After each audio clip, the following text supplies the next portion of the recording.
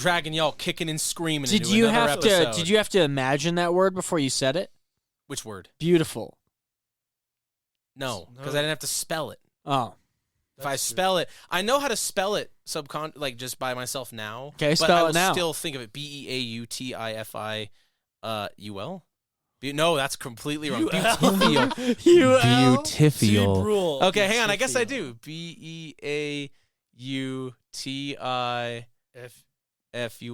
Yeah, that's correct. I spelled Beautifiul first. Beautifiul. That was a test. That's a cool name. That was a test. What does that mean? A name? What would Name? I'm gonna name my son Beautifiul. Yeah, that sounds. This is my daughter Beautifiul. Beautifiul. I'm reading a lot of Greek And this is my son stuff, Recommend. Recommend. I mean, dude, Greek sounds like that, like Democritus and Alcibiades. Yeah. Glaucon. I mean, there's some interesting names that sometimes like that. Glaucona, like what you get in the eyes. No, Narrow angle just glaucona. Glaucon. Narrow angle glaucon. Calcicils. I'm saying that wrong. Calcicils, also known as Milk Slayer. Socrates. See, I'm trying to do your Persicles. thing. I'm trying to. I'm Be a bastard. picking up on your wavelengths. Yeah. What is the most scared you've ever been playing an RPG? Like personally? Personally, in a game. Man, I can think of something, but I can't think of it at the moment. I know there's been times where I'm like, oh, I'm going to die. When Like IRL? when I used a fog machine in Ravenloft, and then immediately a player Turned it said off. that they had asthma. Yes, I remember that. Oh, I who was fucking that? there. Yeah. I was there. 'Cause That's I hilarious. know you were like, I was like, oh, look at that. And you're like, shut up. I want to play. I want to start pitch.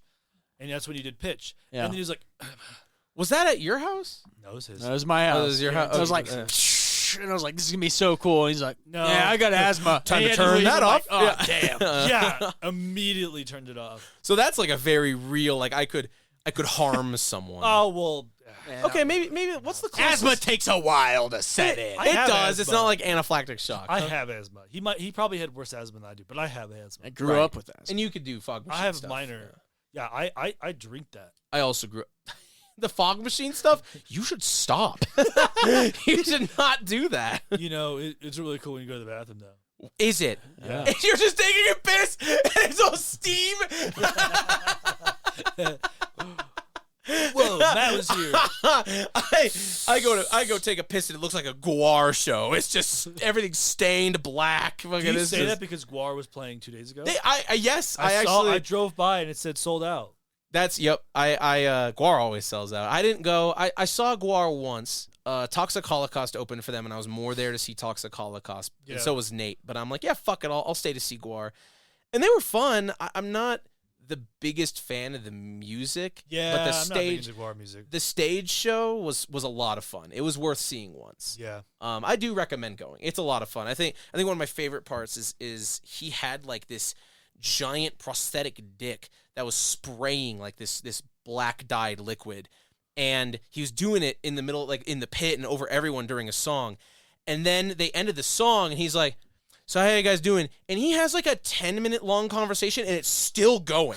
He's just like fucking That sounds turning like Guar. around and people are just like, oh fuck, and he's just like, That sounds like what Guar was doing. and it was like it was Yeah. uncomfortably long, completely silent. Him just talking to his bandmates as everyone is getting fucking sprayed down, and it arcs, it goes. I don't know if you saw pictures on the Black Sheep, but they had to No, put up I don't. tarps like everywhere. Oh, yeah, it's a small Yeah. venue. I'm surprised Guar's there. Black Sheep is an up and coming venue, man. It's so There's metal in the small. Springs, baby. Independent Records isn't really selling much metal anymore because What's Left Records is down here now, and they get a direct line from Dark Descent. And Yeah, It's just- because the other yeah, records metals. on Academy is gone. Yep. mhm. Yep. I drove back from I saw Sleep, and I was driving back, and literally I was at the Black Sheep a couple nights prior to see something, and I was driving back, and all of a sudden I turned to my left, and the Independent Records, the buildings where it used to be, Yeah. flat gravel lot. Yeah, it's Yeah. cool. And I'm like, what the fuck happened? Yep. Their new store's really nice though. Oh, I gotta go there. They opened up pretty much I don't do vinyl though, but I don't know. I could look and see what they got. CDs and tapes. I bought a lot of CDs last time. They had some good picks. They also have a fuckload of movies. I'm not big into that either. But they it's pretty much catty corner from where they were before, but it's kind of tucked in the back, so you can't You're really not saying see it from Academy. the You're saying road. downtown though. Next to Black Sheep? That I'm talking. Yes, I'm talking Yes, about that location. Yeah, the Academy one's been closed. The Academy one was closed before that one. Yeah. Okay, I didn't know the new one. I'll have to look at it. They have like I thought that they were closing down because they were doing like bad, but the new building. I would think so too. Yeah, because the It's other like- one was down. It's like a brand new custom building. Wow, It looks really nice. It makes sense Yeah. that they consolidate because vinyl people Yep. can make it keep going. Yeah. But when are you scared, Casey? When are you scared? Yeah. When was your most? I already said it. When Yeah. was it? You Matt Well, didn't now it's like mention it's your his. turn. When were you most scared? No, Because what- I what know did when you- I was what did you most say? scared. What'd you say? What'd I say? Oh, It's on yeah. recording. Why You don't said you the go smoke- back you and said check the smoke record? machine. Was yours the bus? It'd make me hard if you said it was the bus Bus? from Blue Mountain. Probably. I mean, I don't usually care about my characters. Grandma turning into a clockwork abomination is pretty terrifying. That was pretty scary, But yeah. that was less personally horrifying and more enjoyable. It's like. Did you see the new? You went and saw the new Evil Dead when we saw it in theaters with Yeah. us, right? It's like that whole movie was like fun scared. Yeah. You know. Even the one that like- came out like a decade ago now, but it was the newer. That's what I'm talking about. is Yes, the- I yeah. saw that in the theaters with a whole bunch of old Asian ladies. Like, oh, Well, I'm glad they had fun. Why were you with all of them? Were they? it was Anthony and Aaron. Oh, It okay. was with their parents. Oh, okay. They That- were best friends, the mothers, and I forgot why I was there. That movie But they're like, is woo, just and they I- look away. that movie is just so much fun. I They haven't do seen a it really good forever, job but making that I movie never fun. saw the original. I'm not like a big horror guy. I like just sit on a couch. I'm not usually like big physically when I watch movies. I usually sit, and no one can see what I'm doing. Oh, there it is again. Yeah, More sitting jokes.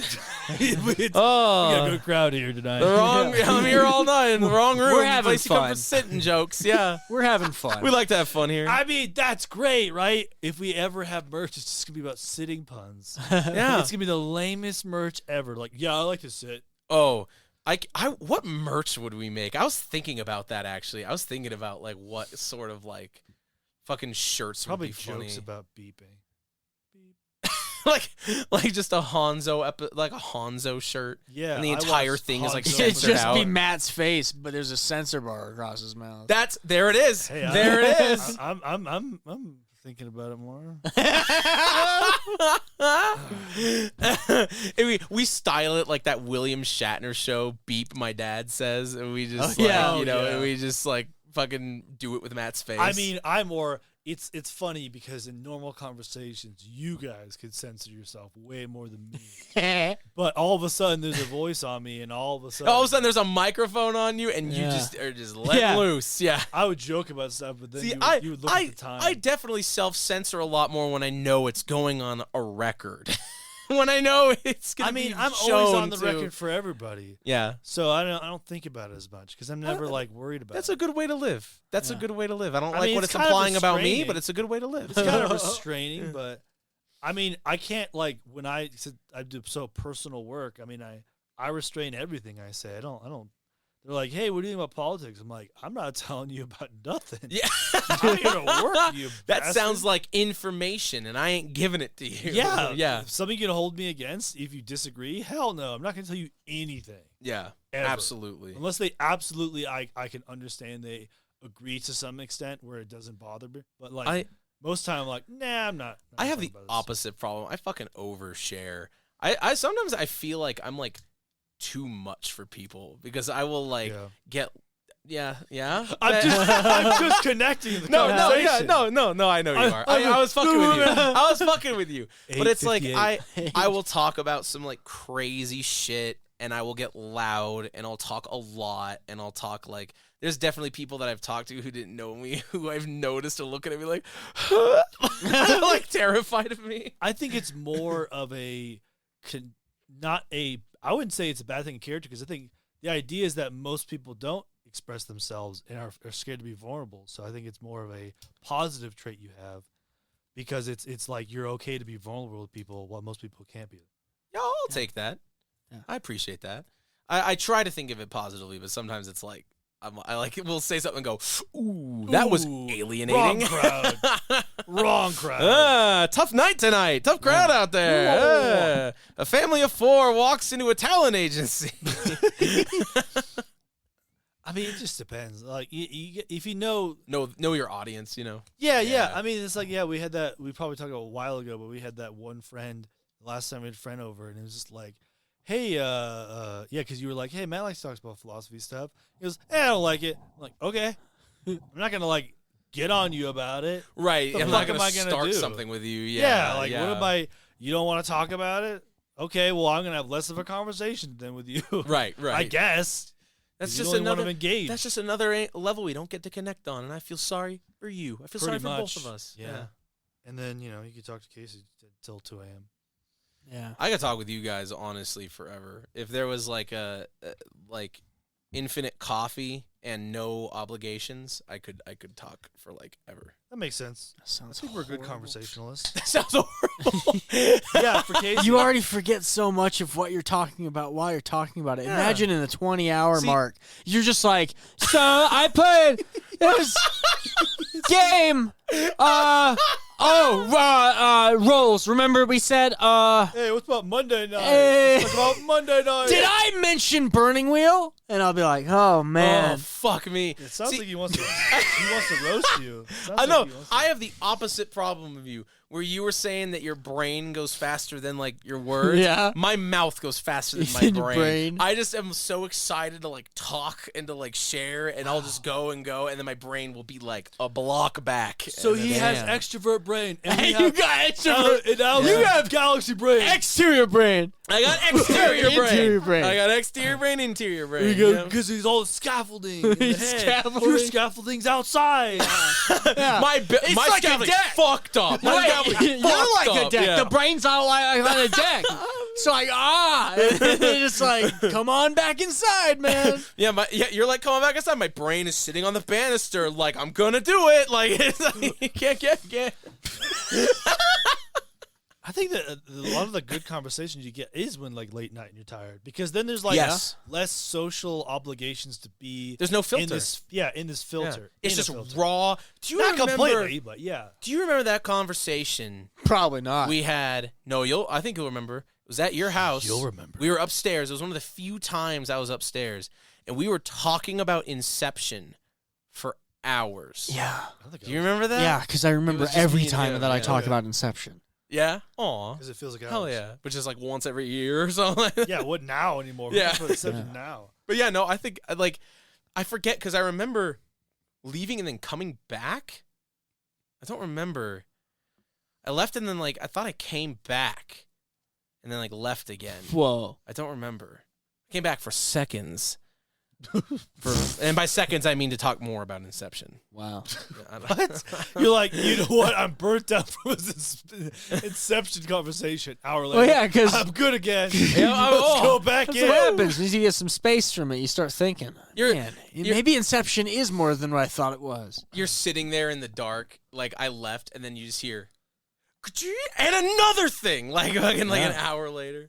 That movie is very complex. Like Yes. in a there is a lot to that fucking movie. It's good. It's really good. I love Inception. I love that movie. When's the last time you watched it? Probably when I watched it with Casey that night. Isn't it like 2 hours? I don't It's know. a long one. It is. Feels long? I don't know if it is long. I also don't feel like I need to because it's like Ooh, I you're like better than it. yeah. No, Yeah. we've picked it apart to hell and back at this point. It's like if I watch the movie, I'd be like, yeah, okay. It's kind of like watching Shutter Island a third time. Oh yeah. You watch it the first time, you're like, wow. You watch the second time, you're like, wow. I And then you think- watch it the third time, you're like, well, I already get it. I think it's important if you want to watch Inception correctly. Hanzo 1, Uh-huh. Inception. Yep. Hanzo 2. Yep. Then you Shutter watch, Island, Hanzo 3. Dragon Ball Z Brawly, the one that came out Bro- last year. The Yeah. Broly movie. Yeah. Did That's you probably the best order. There was a speaking of horror movies, there was a DBZ movie that was like it was like a Cooler clone, I think it was. What do you mean? And like, Cooler from DBZ, like a Frieza knockoff. Oh, I don't remember. Yeah, I get don't- it? I don't keep up. Get it? Huh. But basically it was like all of these superpowered clones, and it was like Krillin, Android 18, Goten, and Young Trunks Yeah. before fusion. So it was like it's the same reason I like the Garlic Jr. saga in DBZ because it's like a fucking horror movie. It's like these people are nowhere near powerful enough to face these guys, and there is no help coming. Yeah, and that was a good movie because it's like it's just this Hercule was there too. No, so of course that's great, but it's like literally like here's just some ramshackle characters. All right, well they're probably gonna fucking die, and it's like oh Christ, it's crazy when late DBZ can still make you like scared. You know? It's because Goku's dead. I don't think Goku was dead. What was he doing? It was like Buu saga. The Goku never died in the Buu saga. Yeah. Did he? I don't remember. I think he dies in every saga. No. Yes. I feel like the third time around because he's died. Boo. He just got back from the Cell saga. I thought he was eaten by Boo. Or was that Vegeta? Well, so him and it was the Goku Vegeta fusion that got eaten, and then they got out. Oh no, they were both dead. Yeah, they were both dead, and dead. Fucking little blue white mohawk guy let him go back, and then they did the they always die. That's what the whole a good horror point. is. Yeah, that God's dead. Have I talked about on my podcast about the theory of rebalancing DBZ? It's like no, why? I'll make it quick, but never Super Saiyan 1 is the limit. No one ever goes above Super Saiyan 1, except for Gohan. He's the only one to get to Super Saiyan 2, and that's during the Perfect Cell saga, and he never during the World Tournament, and then he never reaches Super Saiyan 2 again. So the idea is that everything would be level enough that Yamcha and Tien can still be somewhat useful. I mean, they could have wrote him stronger, but they're literally like level 1 farmer. Yeah. Like the mobile game commercials, like level 1 criminal, level 60 boss. Yeah. They weren't even like, in the original, they were just good fighters. But because they had the whole tier list. I'm not saying they need to be able to take on Boo.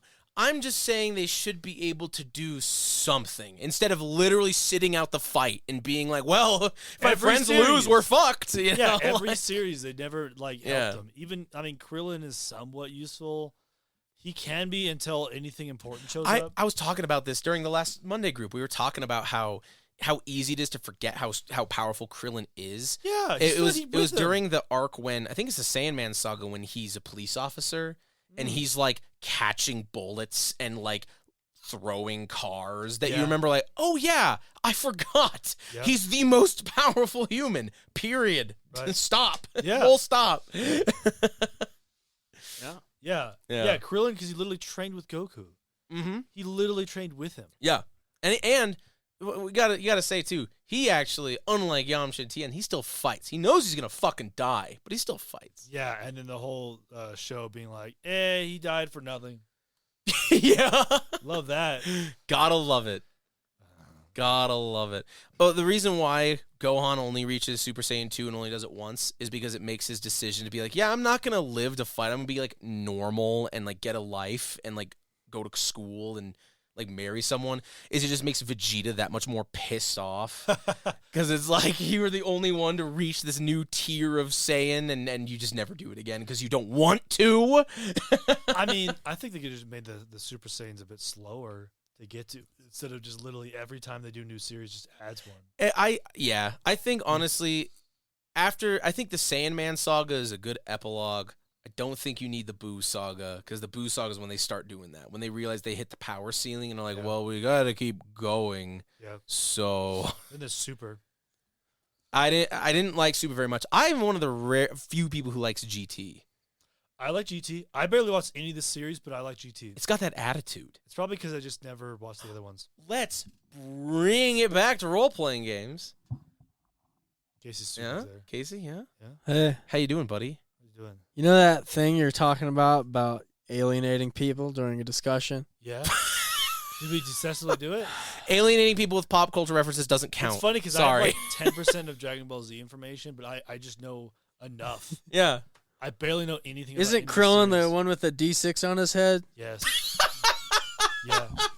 That's what I know. Correct. Because I watched the original series, then I watched GT. That's the only information I know. Oh, yeah. But you watched like Dragon Ball? Yes. Hell yeah. I drank Dragon Ball in high school while doing art class. Sweet. And then we went to GT, half of it because the class ended. Then I remember most of it because of because of general childhood. I'm not a big fan of Dragon. I like Dragon Ball, but I'm not the biggest fan because half of it is just shots of Bulma's vagina. No, it's not. Yeah, I mean, I'm hyperbolizing, but there's a lot of fucking nudity in Dragon Ball. There's a lot of interesting characters. Yeah, it's perverted. Oolong's perverted. It's also crazy way more how interesting you characters. start following Bulma when she's like 16, and by the Yes. end of the series, she's like 50. You like Really? follow like her entire life. That makes It's sense. crazy. I don't. Wow. I Yeah. didn't watch any of the further series, It's cool to know that like these characters have like aged that much. but I only keep up because I've watched the show as a kid. yeah, Yeah. but I stop. I wasn't actively. I stopped watching it. once the bubblegum shrimp guy showed. That's the Boo Saga. Yeah. Yeah, Correct. that's That pretty is much where when it you stops. stop. You What's do the not. Cell Saga? Cell Saga is the green dude. Yeah, with no. the androids. Is it called Cell Saga? Well, it's the Android Saga, and then the Cell Saga, and then the World Tournament, which is where they fight him. Okay, Like the final. that's the one. real horror though. I was Cell? got freaked. Yeah. Yeah, literally consuming someone. Well, especially He is horror. He is the horror. Cell is also the first time. So he's not the first time in the series. take 5. I'll be back. Okay, all right. I have role play for when you come back. All right. I have it when you come back. I'm sorry, but I know when I'm not needed. I'm sorry. I thought most people have at least a little bit. I Cell thought Saga- so too. You just have it through osmosis, just through like being on. Yeah, there or I whatever. barely watched this series just when it came on, but yeah, I know Yeah. Cell and the Boo. Boo barely, but I remember a lot of But the highlights. It doesn't matter. It's there's still some fun in there, but it's just not worth it. But fucking Cell's Oh. horrific. So yes, because everything up until that point, so like the Saiyans and stuff, like Yep. when Raditz comes down and when Vegeta and Nappa come down, Yep. it's scary. Like they're killing people But and they they're can't stop them. imperialists. Well, yeah, but what I mean is like they're able to stop them before it reaches a global scale. Hmm. Cell, even the androids, they stop before it reaches a global scale. Right. Cell is the first threat that they legitimately cannot stop. Yeah. Even though it gets close in the other ones, you're never under any impression that they're going to lose. The Cell Saga, there's some points where you're like, He eats people. oh my god, He they're gonna consumes lose. them. It's dire. It is dire. It's really. I remember being Yeah. actually horrified. I'm like, dude, he's being consumed. right. I was And- like, oh my. And he's like slaughtering people, like entire cities of people. Characters are fucking dropping off. Yeah. Like it is the first time and is the only time in Dragon Ball Z that you think like maybe it's not gonna work out. Yeah.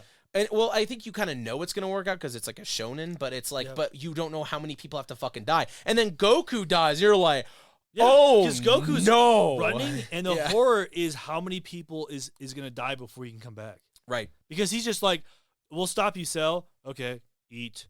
I'll stop Mhm. you, Cell. Eat. And like slowly eat. Yeah. Because you could see Yeah, them. like you like a fucking get snake. literally like boa constricted alive. Yeah, it's fucking horrific. It's horrific. But that's why I really again I think the Saiyan Man saga is a good epilogue. I really don't like the Boo saga because like how the fuck can you top that? Yeah. How do you top that? You don't. And they have demonstrated that they can't. The only reason why Dragon Ball GT is so much fun is because it's got that like early 2000s like fucking It's an attitude adventure to story. it. Yeah. Yeah. It feels maybe the reason why you like it too and is because I have friends Isaac likes GT Yeah. and he said it's because it feels a lot more like Dragon Ball did. Yes, exactly. yeah. Because Dragon Ball was always changing. There was never the joke about Dragon Ball Z, which is you sit on a scene or a fight for like 4 episodes.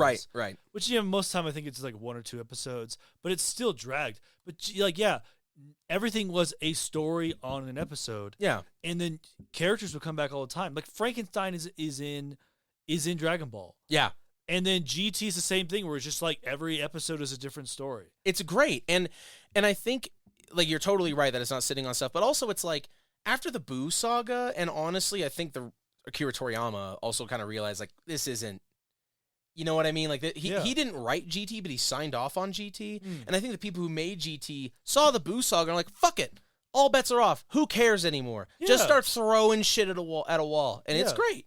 Because It's like an adventure. nobody cares anymore. It's like Right. nobody's scared about like, oh, we got to follow this formula. It's like, no, dude, let's just do shit that's fun and edgy and cool. Yeah, you know? that's why I liked it whatever. because it was like it wasn't about power gaming.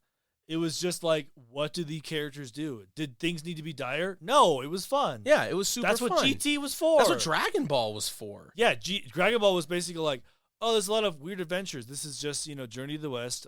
As we talked about before, it's just Journey to the West. Everything's just a weird version. Not even like very loosely Journey to the West. Not even close to anything. And then it's like, yeah, what happens when you have this kid who's just like expert prodigy, but then everybody else is normal? Yeah. Like, how does the trainer deal with it? I forgot the pervert guy's character. Roshi, how does he deal with it? He blows up the moon.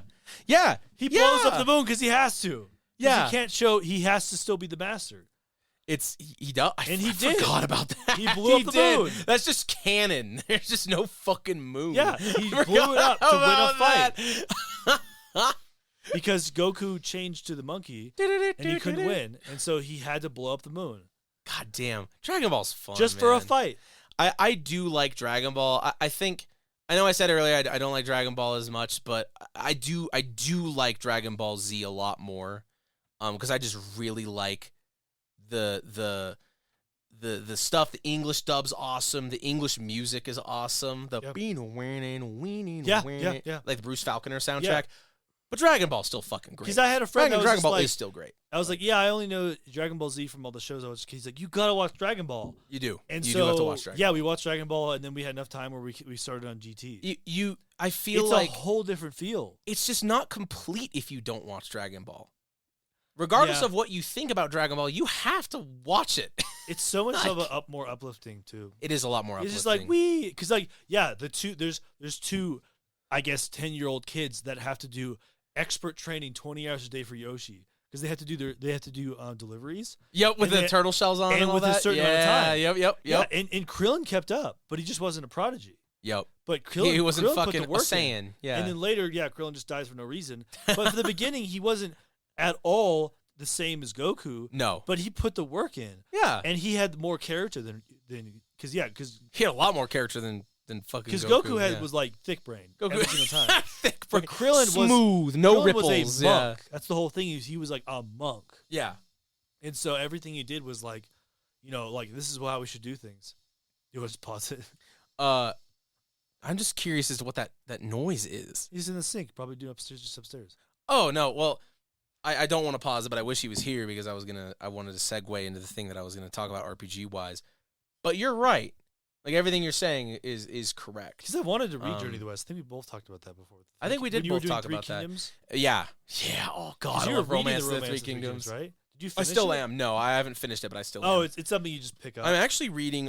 Yes, I do because I already know the whole story, so I just kind of Through it. I same. I have some books I just take forever to read. Yeah.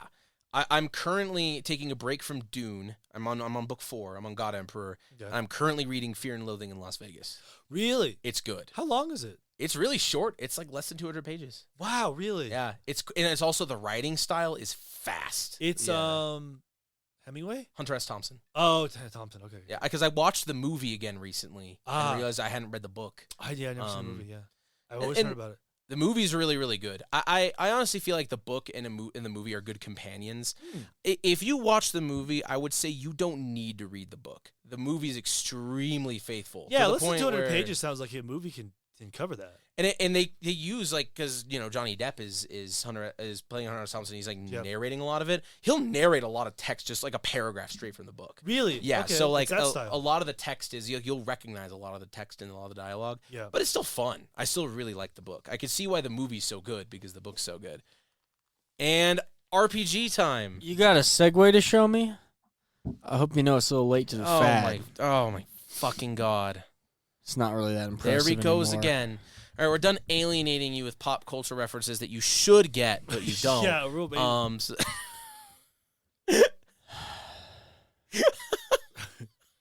he was talking about Fear the Low in Las Vegas, but I guess he's going to segue to our RPGs. So, what I was going to ask you, one of the other reasons why I've been running Vampire, there's a lot of things that have kind of coalesced into me running that one shot into me doing our game and stuff. Yeah. And that is because Isaac wants to learn how to GM. And he wants to run Fallout 2 D20 because I got him like the full pre-order set for his birthday. Rich thing to work on. I think it's so. Very rich, not environment, but story. It's very like mentally enriching. It's personally enriching. There's a lot to do with that. There is a lot to do with that. Yeah. But I told him that he probably shouldn't run 2D20 out the gate because it's kind of a well-oiled machine. Like there is a system to it. There is a system to how it works. And another game that he's been wanting to GM is Cyberpunk Red. And I was like, you should run that because literally on like every page it says like, if it's cool, fuck the rules, attitude over rules. Right, and then that'll get him more comfortable like actually telling a story. And then it's like, all right, now that you know how to do all that, now you can put rules on top of that. Yeah. And I said in solidarity, I would run Vampire because Vampire is also an attitude over rules game. Not a story over rules game, an attitude over rules game. I feel like Vampire and Cyberpunk Red and stuff, it's not about telling a specific story. It's about feeling badass. Mm-hmm. Yeah. It's about like Vampires about like it's not about a story. It's about walking into like a goth club and feeling like you're the coolest person there. Cyberpunk Red is about walking into a gas station that's being robbed and being like, I'm gonna save everyone. Like it's just a feeling. So I guess my question is attitude over rules or rules over attitude? What do you feel on that? I mean, Dogs in the Vineyard is a great attitude over rules game. Will alert. Will, if you're listening to the podcast, this is important that you pay attention because your favorite game got mentioned. That entire game is simply creating a situation that has a story, chalking it full of story to the point where it has moral imperatives, and then going, what are you going to do? Choices don't matter. Yeah. Here's all of this super loaded religious stuff, but you're a cool motherfucker with a gun.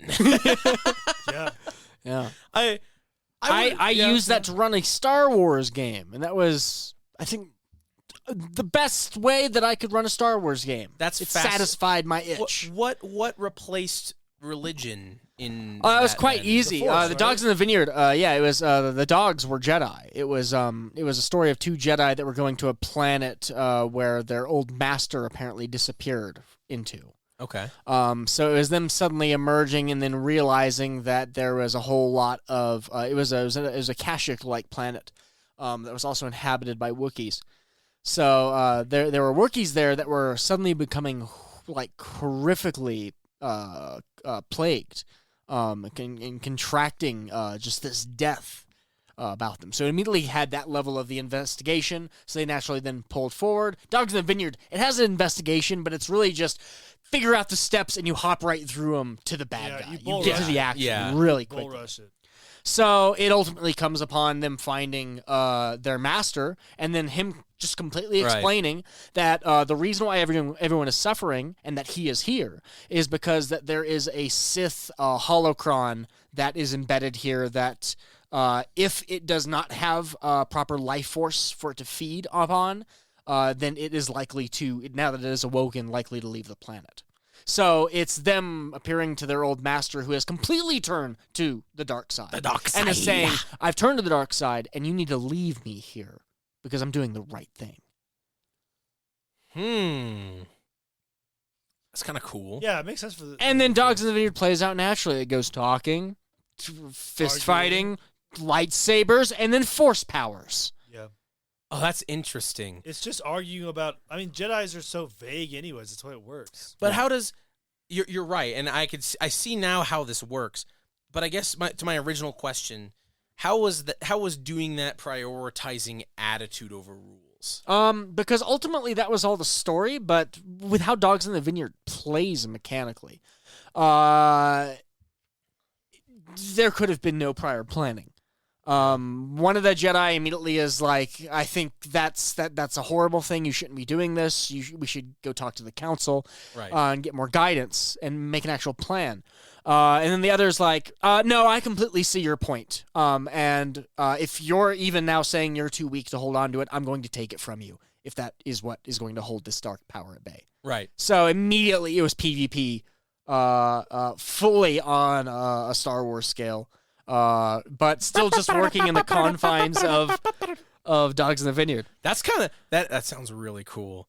That sounds super compelling. That sounds very. What's funny is that you took a game, which Dogs in the Vineyard I'd consider a very like low game in a lot of ways. It's like no fantasy. Yeah.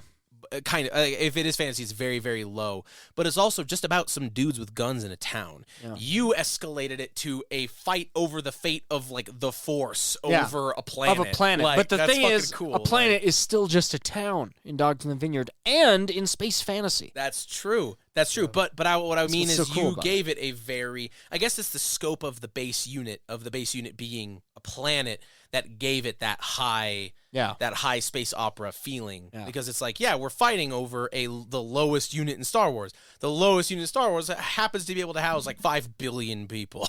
Yeah, one of the best Dogs in the Vineyard games I ran just flat as Dogs in the Vineyard as you're supposed to involved the dogs coming into a town where suddenly the teacher was being harassed by the villagers because of her running a musical academy.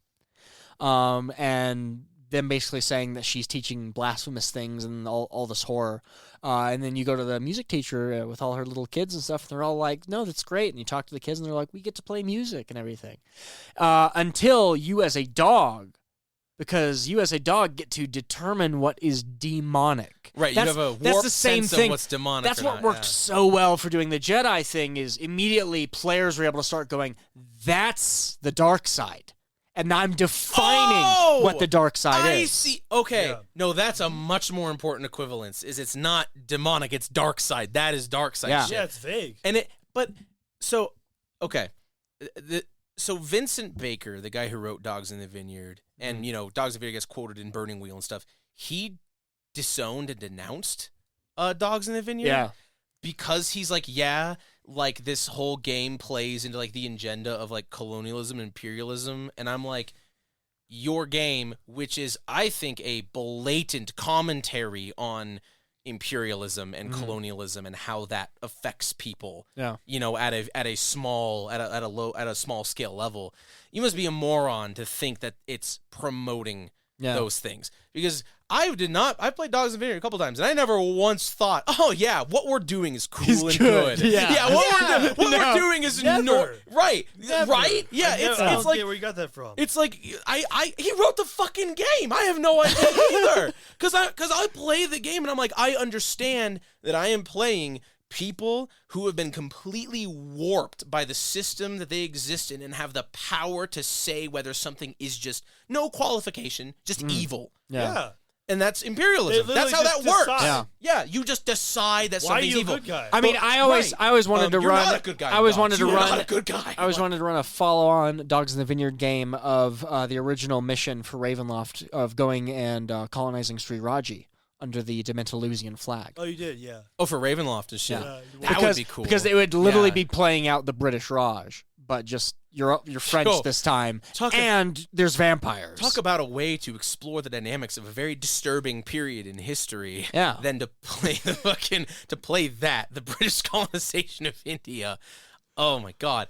But Dogs in the Vineyard does that well. Because it's the same way of Dogs in the Vineyard. It's like people saying Spec Ops: The Line. They created that, and then they go, "Oh, we don't like this because of it shows just too much. It's too close to the actual like brutality of things." That's the point. That's the the fucking point. I played If you Spec Ops can't once, yeah. stomach the brutality in the game, perhaps that says something about, that's an important lesson to learn there. Yeah. About, you could stand games like Modern Warfare, but why can't you can stand a game, the people who don't like Spec Ops: The Line because it's too violent are the same people that are like, yeah, I played through the level in Modern Warfare 2 where you just gun down an airport. And it's like, you don't see the fucking comparison being made here? Spec Ops: The Line is a fucking genius. I played it, yeah. Oh. Yep, I liked it. The game was hard to play. Yeah, because the point is to be really boring because it's just monotonous. It's a commentary on violence in video games. It's super repetition. All you do is do it over and over again. I think there's something powerful by having a shared experience in storytelling where everyone's having an absolute blast and also recognizing that this is one of the most horrible things that anyone's done. We've talked about that before, how role-playing games are a great space to explore really shitty stuff that you would never really be able to explore otherwise. Yeah. Depending on, who you are and your background, of course. But it's like, it's like these are things that you can talk about and learn about. When you're playing, I can understand how things like colonialism work. But then you go through it, playing like Dogs in the Vineyard, and you go, oh, Yeah. I see how it's almost like to see how you would operate under that framework really makes you learn and realize a lot of things, not just about yourself, but about like human nature and the very thing you're studying. It's a very powerful tool. Yeah. And what I was going to say is that you putting Jedi in that situation really, and I know I have friends like Ashley who are really into Star Wars. It's questionable whether the Jedi are really that great. Yeah. And That's putting them what in got that- me excited. I was Yeah. like, when would I ever do a Star Trek game? And then I saw someone make a hack of a planet for Dogs in the Vineyard, and I went, oh. Oh, this was a hack that This you were is playing. someone actually made a hack. You need to fucking send me that hack. Yeah. I need to get that to Ashley. You know stat. that Jedi steal kids, right? Yeah, yes. I love the fucking deadpan. You were staring right into my soul when you fucking said Yeah, that. I thought Yeah. you did. It's I do. Like they're very gray. And- Lucas made them very gray. And I think that's interesting too. Gray, yeah, dark gray, I would say. But you're right. Like Gray. I mean, I think the point is that it's like the other thing is that it's important to be able to do things like this in role playing games, because if you are playing a role playing game and you're just like the typical adventuring party in D&D, they are not heroes. No. They are opportunistic scumbags. And if you aren't exploring things like that in a game, then you might be blind to a lot of other things in your life. Like if you aren't able to consider the Jedi as not that great, because like, well, no, they're the good guys. Well, no, they fight evil guys. And that's as far as you go with it. It's like, well, what else are you fucking missing? Like, what else are you not paying attention to if you're just taking protagonists are good guys at their face value? Yeah. Playing morally complex characters or in morally compromising situations is important. I think will only accelerate your understanding of yourself and the world around you. Like it's like otherwise you're going to be stuck to, some fucking good guys are good. Don Quixote. Yeah. It's the people who think the Don Quixote, hell yeah.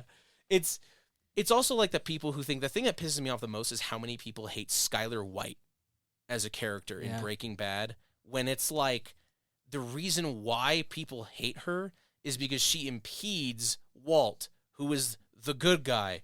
No, she's Walt like, is "Stop not the selling good drugs." guy. She's a perfectly normal person reacting to the fact that her husband is now a fucking meth kingpin.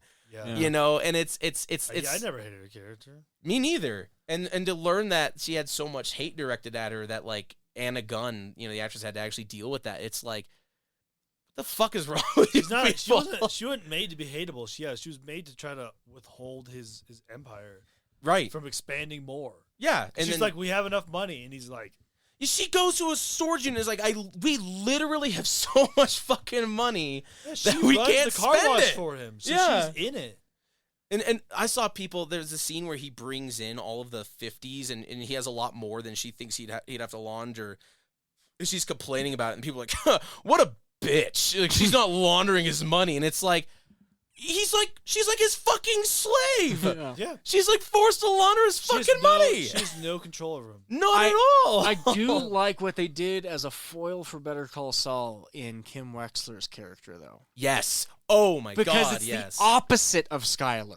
It's the more She's an dark enabler. and depraved it gets, she goes, all right, I'm here with you. She's a fucking enabler, and it's way worse. Are you caught up? Oh, I'm not caught up entirely. Oh. Because season 6 is... Oh. I've been watching season 6. Yeah. Dude. So it's like people are expecting bad things to happen. Yeah. Like I'm thinking about me having just finished season 5. You're expecting bad things to happen. You're expecting things to not go well. You have no fucking idea. Huh. You have no idea. Shit is bad. Shit is bad early. Nice. Shit like it's not a slope downhill, it's a sprint at a cliff. It's good. It's Wow. good, but I didn't expect things to happen as soon or as quick as they are, and it's got me thinking, what the hell else are they going to do for 7 more episodes? Oh, wow. Yeah, it's oh boy. But you're right. She's a great foil to Saul. But And instead of Kim, we get the brother because he just reigns on the entire show for 3 seasons. I think that's important. It's very critical. It's setting when you frame the story in the terms of Chuck. Jimmy is a very sympathetic character. Mm-hmm. And then you start framing it in the terms of like Kim or of Saul. And it's no. You know what I mean? Yeah. Like it is like That's true. It's kind of you kind of hit a point. I have hit a point in this season, and I feel like people have hit this point at different times, but you kind of hit this point where you're like, Chuck was right. And it's a really gross. It doesn't feel good. You know what I mean? It's a gross realization to come to that it's like, no, Chuck had him 100% pegged. It's depressing. It's so fucking depressing. But that, I mean, again, that's what's so cool about role playing is about like, you know, the whole Ravenloft campaign and being basically an exploration of the nature of evil. About like when you get these Dark Lords, how do Dark Lords get made and what do they want to do? And it being like, oh, Dark Lords are just evil. And it's like, either A, well, yeah, but what drove them there? Or B, it's like, well, they don't think they're evil. Yeah. Why don't they think they're evil? It's not like these Dark Lords are like, I am a Dark Lord, mwahaha, except for maybe Strahd. But it's like, why the are real they evil, the real danger of a Dark Lord is how often sympathetic they can be. Yeah. Because they are a prisoner, just the same as you. Oh, hey. You don't got to tell me, baby. I feel like so many people would like, and I feel like I think about this about Dench a lot, but I think it's the same for pretty much any Dark Lord. If a Dark Lord could project into a person all of the experiences that they had that led to their decisions that led to them becoming a Dark Lord, the other person would be like, oh yeah, no, that makes sense. But you can't do that. Yeah. You're just going to see Dench and what he is now. Yep. And being this horrible religious authoritarian dictator and not all of the decisions and things that happened to him that led up to that, which would make him more sympathetic. Yeah. But you can't, you weren't there for that. That's not your fucking problem that these things happened to him. Now he's just a shithead, you know? Yeah. Yeah. So that'd be great to do a Dogs in the Vineyard just, under the Denchian flag. Yeah. Taking Sir Raji. Oh, boy. That would be cool. Yeah. That would be really cool, like a Falconian crusade. You could also do a really good Dogs in the Vineyard game in Eberron, because post-war stuff. No, actually prior. It was during the purge, the lycanthropic purge. You'd be sent in as holy exarchs looking for lycanthropy. That sounds good. And the danger, the way to properly do that, from how I've heard people describe this sort of game, is you're basically, because it's all in heavily forested woodlands. So it's supposed to be playing almost like a Vietnam-esque, going in as just a small unit, surrounded by culture and people you don't understand. So Roman Gaul. Yeah. Oh, okay. Yeah. That'd be a even better comparison. Yes. And largely, one of the other things that'd be an issue is you would have at least part of the members of your group be shifters as well.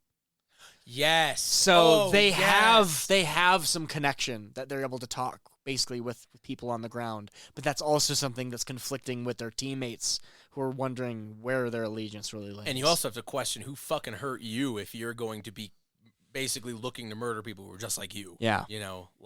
God, that's fucking Yeah, cool. because there's an actual eruption of lycanthropic curse that happens in Eberron, and it takes the entire continent's focus. Right. And it happens before the last big war. That's cool.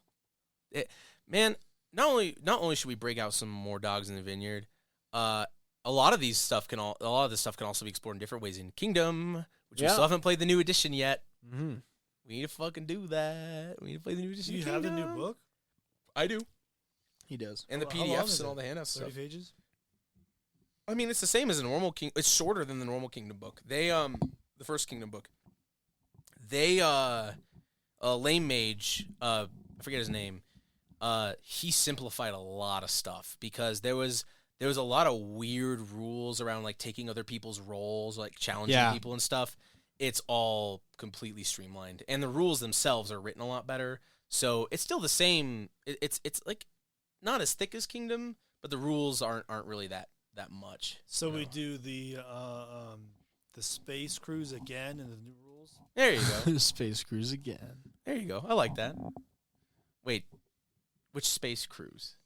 Wasn't Jimmy that one? Yeah, you were in the Space Cruise. Which space? I was the nurse. It was the You- space cruise of the entire cruise ship trying to make it after the Earth has been left, and this is the cruise is basically all the richest people in the world. Yeah, you And divert then power or suddenly try to it's the ship has a problem. oh, It's either yep. we yeah. can live in luxury and be doomed to death, or we can suffer and have a small chance of making I it. fucking remember that. I remember that. Oh, what a compelling choice. Yeah. That was such a good You ended choice. up looking for the land, right? I think so. Yeah, because it was stay and be hedonistic. And and I just played the finish it. cruise lord, You did. not the captain, but the manager. The cruise lord. Yeah. It's more important for people to stay happy. I did want to say really quick, and I think this applies to Kingdom, maybe to dogs in some extent, but definitely to Vampire. But giving people that 15 to 30-minute scheming time was so good. I find that I run World of Darkness tabletop a lot more like the LARPs in the sense that like I kind of let people kind of do what they want on their own, and then they come to me when it's like, hey, we have a scene that we need to run because there's a thing we want to do that's probably going to involve tests, so we're just going to go. I love the idea of playing Kingdom, but also being able to like, I don't know if Kingdom really allows this as a structure, but being able to like talk off screen. Yeah. You know, I know that's not really the point of the game. I think it's all on screen, but I love games in which you can sideboard stuff because it makes things like if you're doing something in Vampire, if you're doing something in World of Darkness where there's only 2 people at the table involved, instead of everyone else just sitting there, everyone else literally goes and is like, they're either listening for more information or they're talking to other people or they're like the game is still going in the background even when you're not there. And that's something I really enjoy because it always feels very active. I never feel completely in control. Instead of feeling like, oh, I'm the one guiding the story, it's like I am the one reacting to their actions in the world and mediating their conflicts between each other. Mm-hmm. You know, and that lends a certain quality to it. I love intrigue and questions and dark questions. What's your favorite intrigue story? Oh shit. I think the one that just jumps immediately to mind is like A Song of Ice and Fire. Like it's probably not the best intrigue ever written, but I love how like the story's always still going. Like you in the books, you hear about Littlefinger doing all of these things in the background from the perspective of these POV characters. Like, what the fuck is going on back there? Or like characters having imperfect information, or you know. Like it's just such a rich, moving world, and and when you're talking about it, when you're doing like fan theories and stuff, I honestly hope he never finishes it because that would stop a lot of the conversations. I think what's so fun about the series is that you could talk about it forever. Mm-hmm. You could go on and on and on just from the core books, not from like any of the tertiary stuff.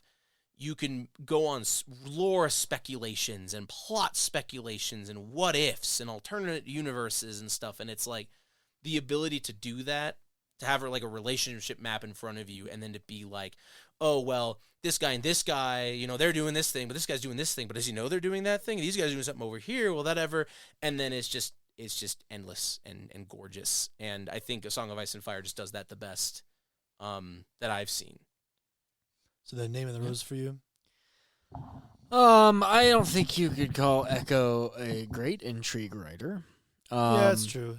Different. I would, certainly. But I think there's a whole... what makes his intrigue so good is how much non-intrigue there is. Yeah. How much just referential immersion he has in his storytelling. What do you mean by that? Well, he intrigue will happen, but it'll be happening sparingly, while characters are mostly talking about the actual topical things that are happening about the story. The actual plot points and when the intrigue snags and actually pulls all together, it'll happen at the most inane and random of times. Which I think is important. I think it's important that intrigue, and not that it's random, but perhaps seemingly random in the sense that it's like, you can never have, in an intrigue story, or in a role-playing game, if you're a character, you can never have perfect information because there's just too much. Yes. Even if you go out of your way to be like, oh shit, the spider, what's his fucking name? Littlefinger. Oh, yeah, Peter Baelish. Well, no. The spider? The Peter Baelish and then Oh, yeah. Varys or you know what I'm Varys. talking about. Yeah, you know what I'm talking about. But Yeah, anyway, no. got his balls chopped off. Yep. But like, you know, even he has a network of spies and doesn't know everything. He knows a lot, but he doesn't know everything. In fact, he often has to use information he has to extort information out of people he just can't get it from. Well, so really with Echo, intrigue is either happening over a large scale of time and is constantly reflective backwards, or it's happening through the reconstruction of memory. Name of the Rose is very specific. It's the first book he wrote, and I think it in terms of how the intrigue plays out, it is the most material with how everything happens in a story in the physical plane. But most of the intrigue that happens in his other books isn't the intrigue of what someone's doing, but what others are thinking, and how your thinking aligns with their thinking to be coincidental and create actual intrigue conflict between others. Ultimately, you could say there is no intrigue in Foucault's Pendulum. Because there wouldn't be if the characters just didn't do anything about it. Right. Because all conspiracy theorists in that story.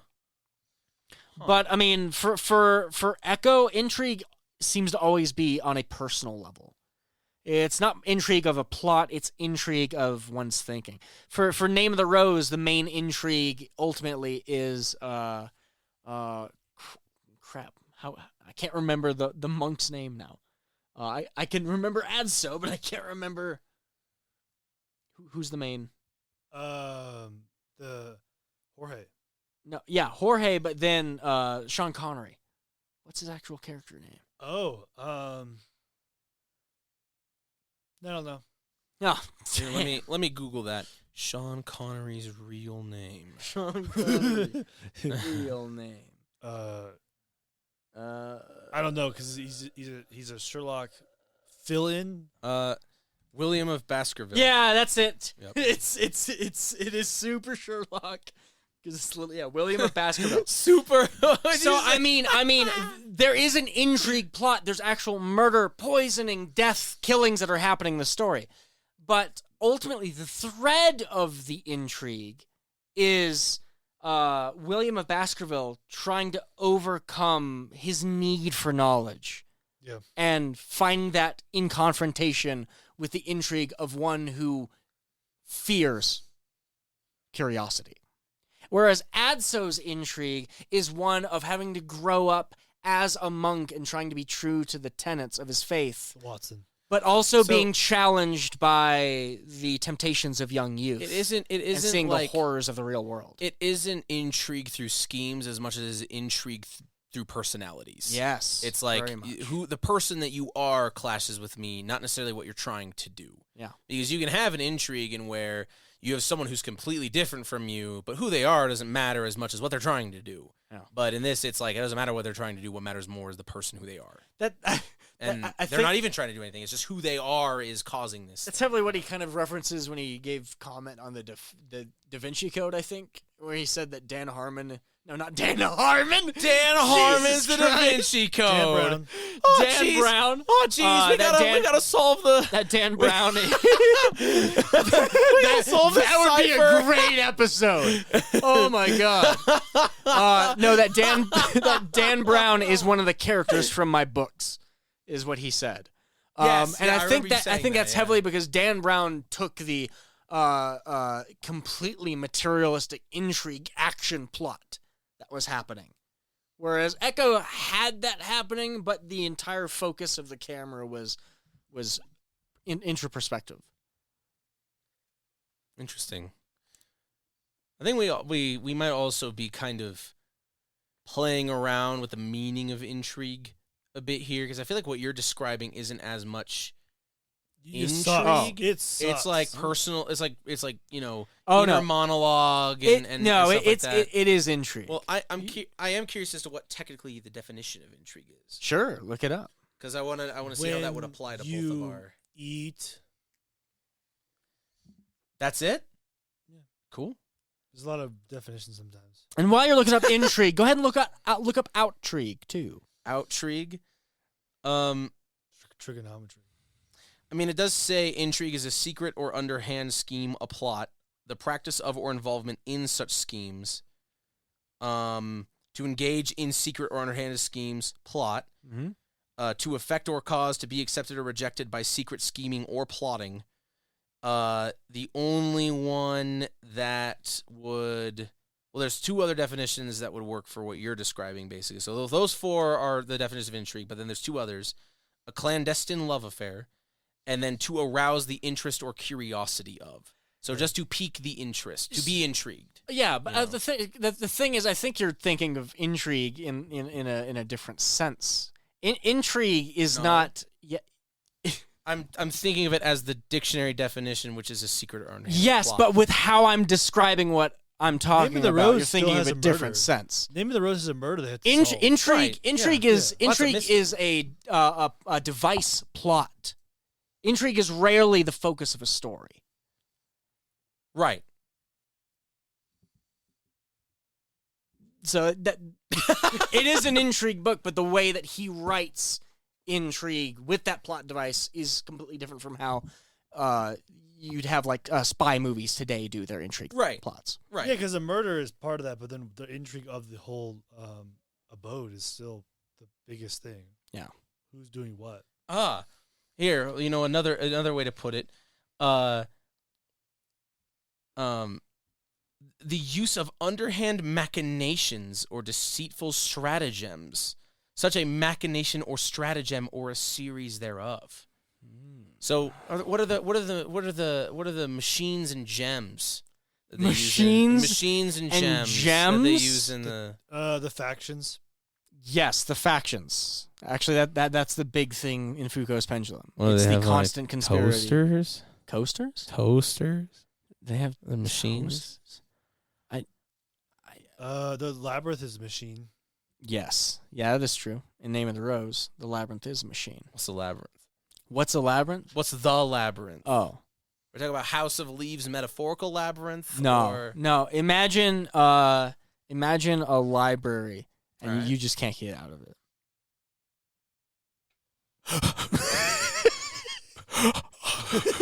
And every time you yell for help, someone shows up and they're like, shh. Yeah. What was the wind machine that? What did it do again? Yeah, the wind machine. Yeah, that's the at thing. That's what created all the wailing throughout the. Oh. So yeah, They tried to scare people away if you did get into it. Oh, okay. That's the thing. There is supernatural intrigue in Name of the Rose, but it all has a verified Psychedelics. reason. Fast. Oh, I like that. There's a that. trap where you touch something and you get hit by psychedelics. Yep. Then the wailing noises happen and you freak out. The wailing noise is because of that of a wind machine. Of A wind a machine. wind ma- That's a built very- core to the dungeon. What's funny is that is supernatural intrigue in the same way Scooby-Doo is supernatural Yeah, intrigue, yeah. but it's compelling. But it's really it's That's not true. Scooby-Doo Well, tier. it's- It is really interesting. It's supernatural to people that are very susceptible to anything supernatural because they're all monks. Right. Yeah. And are monks usually like really isolated monks that are constantly reading about that stuff all the time. Right. No. Yeah. So they're super susceptible to any of that. Yeah. And they can't like But- masturbate either. Foucault's So they're, pendulum. like, start Mess with each other. hallucinating and yeah. Foucault's pendulum is In about Name of the people Rose, yeah. tricking themselves into conspiracy. It's a gay plot. The whole Oh, thing yes, is a yes. gay plot. Hell 100%. yeah. The whole thing. I need to rests- read this book. The beginning rests on a gay plot Fuck yeah. That kicks ass.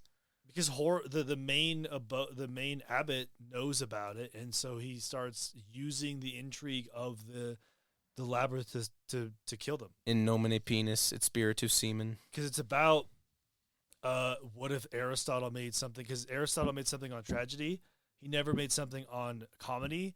And so, what if there's a book on comedy that literally this library is the only copy that ever to exist? So now you have a whole bunch of bookworm monks, like 30 of them together, and they all hear about this book, the only copy left of this ancient Greek thing in this place. And how are they going to, and maybe you had to do some favors to get to access to it. Oh yeah, that's a good. You know, I'm kind of joking around, but I honestly I have not seen or read Name of the Rose, and this sounds really cool. This does sound really cool. I don't know.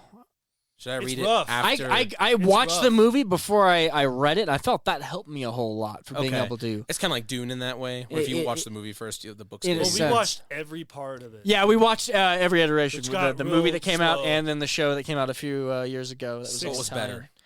I like the show because They of some stuff they actually did. kind It's of interesting. It's interesting what all of them do, actually. Yeah, it is. Okay. It's like nothing ever comes close to being satisfying, but they're both interesting approaches. In every way, there's like 20 monks, and they have to be forced to share who they are. Yeah. In the book, there's just like, that's a lot of monks. And then The movie, it's at breakneck speed, and Sean Connery's not giving a fuck the whole time. Yeah. So it's that kind of movie. It's just he goes through I the think show. this It's played more like a series, straight though. intrigue. in The that show way. is weird with how it's staged, but I do like how it It- allows the story to Yes. breathe It's- a lot more. It's because it's supposed to be a week. It's only supposed to be a week. Yeah. Okay. I think Okay. the show, if you haven't ever encountered it, probably is better because you could sit with it. Yeah. Okay. But Yeah. the movie's faster if you don't care about it. Probably, like you said. All right. Name of the Rose is probably the most easy thing to get into for reading Echo. Because it is very weird to read because Echo's a nerd. Yes. And so you have to learn how to trust him and read him and go, why is he telling me all this? Oh, he was making a joke. Okay. I'm used to that after reading Frank Herbert Yeah. Dry because the reason why It's so drier many than that. people I know, but the reason why so many people like bounce off of Dune is because they go and like I don't understand half of this, so I'm gonna The stop beginning reading. is and it's hard. like you just gotta go. You yeah. just gotta go. Yeah. Just trust it and go. Dune took You me know. as soon as you're past the quarter mark, you're fine. Yep. That beginning though is rough. There are some You're correct. like, why? Because it's You're Dune. being dropped Get me in on media Dune. right. I'm not even on Dune. Yeah. You're dropped in media res into an entire universe, and he just starts talking. Yeah. So there are some concepts in that book that aren't properly explained until literally like the end. Oh You know, yeah. and Because it's it's just like, like, yeah. and spices this now. What? You don't really quite understand who Shaddam IV is or who the Sadrakar are until until they the come end. back, and then you're like, oh, I think yes. you know, Yeah. I mean, I think Dune is literally just the expectation of if someone wants to read Dune, you say, just get through the beginning. You're not going to be in Dune for a while. Just understand it. And I think you don't get even it. have to understand. Just read it. Just get eyes on it. Yeah. but I now, think if you think you're going to jump into Dune, I think you pull off real quick. but now what I would say to people is watch the movie It's good. before Yeah. reading the book It's because pretty good. I think it gives you having that kind of like visual vocabulary and understanding what these things are Yeah. before reading the book Yeah. helps a ton. Yeah. Because trying to figure out what the hell a Bene Gesserit is, just going Yes. in dry. A lot of those concepts, is I'm like, hard. what the hell am I supposed to Yeah. be looking at?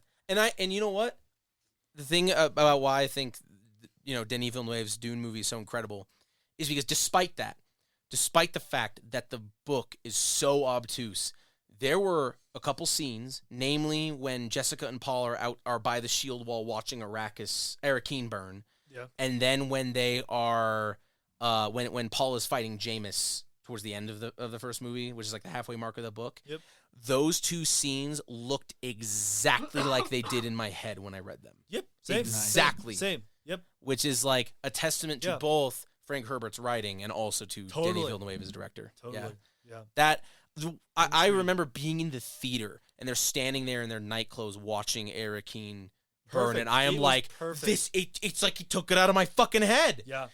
That's what it looked like. It was good. Whoa. Yep. Yeah. Yeah. There's even everything down to the way the shield wall looked behind them, the light. I agree. Fucking, I was Everything like, I what the imagined from the book. fuck? Did you end up finishing yeah. it? Not Dune, the book? Yeah. No. Oh, I thought you ended up doing it. You finished the movie though. Oh yeah, I've finished the movie. I mean, I think it's if something's hard to get into, just audiobook it. Yeah. Especially that you probably, if it's a really famous series, you're probably gonna find a really like dramatic reading of it, like a Hobbit or something. Yeah. Oh, Probably we're gonna find something. yeah. Oh, I bet you there's some nicely produced Well, that's the Lord case. of the That's how Rings he. novels That's how I out read there. Lord of the Rings. Was that? Mm-hmm. Did they voice all the characters different? Oh and yeah, all no, that? it was all They radio voiced played. Can you send it to me? I can't send it to you because I had it on a CD player back in the day. I remember you talking You about had to this. look it up. It was a 9-disc set. Fuck. 3 discs for each book. That's the first 100 pages, right? And it was definitely still definitely still abridged because they're using music and some transitions. Yes. Right. And it's all mostly character dialogue. I It's listened character to, dialogue a and then different sounds book of that way. things happening. Because it's like, radio play. Like yeah. but gosh, it was Did you cry amazing. Oh, every time. every time? I listened never to, not cry from Lord of the A Rings ever. BBC abridged All Quiet in the Western Front that way. Ooh, that sounds really really. I probably fucking need to good. go back to read the book, but it was like It's a 2.5 good book. hours. I like the And book it was a just lot. the a dramatic, which is like, yeah, war sucks. That's cool. Yeah, war sucks. War does suck, and I think on that note, we'll end the episode. War sucks, guys. War sucks.